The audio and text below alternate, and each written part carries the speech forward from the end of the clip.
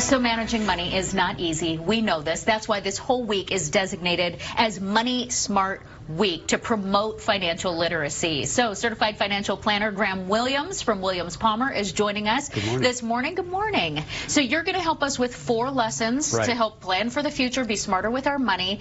But first I have to ask before we really get into this, do Americans really have a problem with saving money? I would say so. And a survey showed about 70 million Americans say they have money problems every month. Yeah, that makes sense. And then in a survey that they did questioning people, only 2% could pass a basic financial information Which test. makes sense, because I think if we all go within our own families, everybody's got 1 or 2 relatives who you know are just great with money, and everybody else is going, that's right. Why don't I have it together? And there's some simple ideas that can help get that organized. So you've got 4 points. So let's talk about that. Where do we start?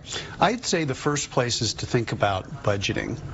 Okay, the idea is that if I can identify where my money's going and get a little bit organized, I can start to make some progress. And I think budgeting can actually be a very optimistic thing, because you can start to think about the future. A great budgeting idea is a 50-30-20 budget, where you say, I'm going to spend 50% of my after-tax. Take 30% for the wants in life, and then 20% goes towards savings and debt reduction. And over time, that can get you ahead. Yeah, and just being smart about, so that you're not just needlessly buying those coffees, going out and eating, being smarter. Just thinking about it a little bit. Okay.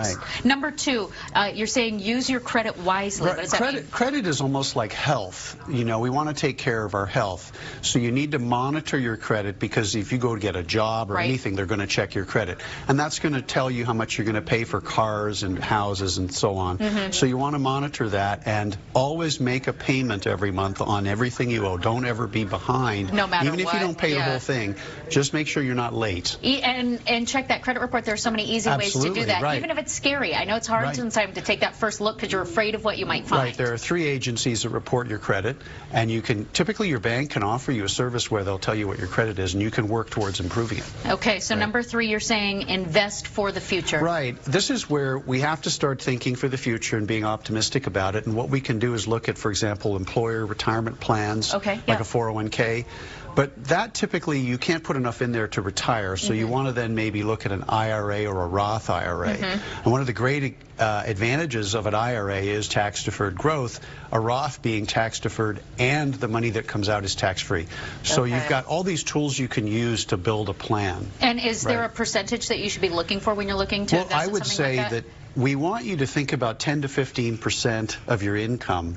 And then as you grow your income, you might say, well, I'm going to make it 11%, 12%. Keep it growing so that when you get to your peak earning years, you're putting a lot of money in. Every time you get a raise, try and put that in. Last one, save for retirement. Save for retirement. So that's sort of the end point. That's the goal. That's when we're financially independent. And you really want to think about getting started early. And you put $300 away every month, for example, at 8%. By the time you're 60, you'd have $1 million. Isn't that crazy? And then if you wait till you're 30, you'd only have about half of that. Now, and you start to realize as you get older, you need more to live. But you know what? It's never too late to get started.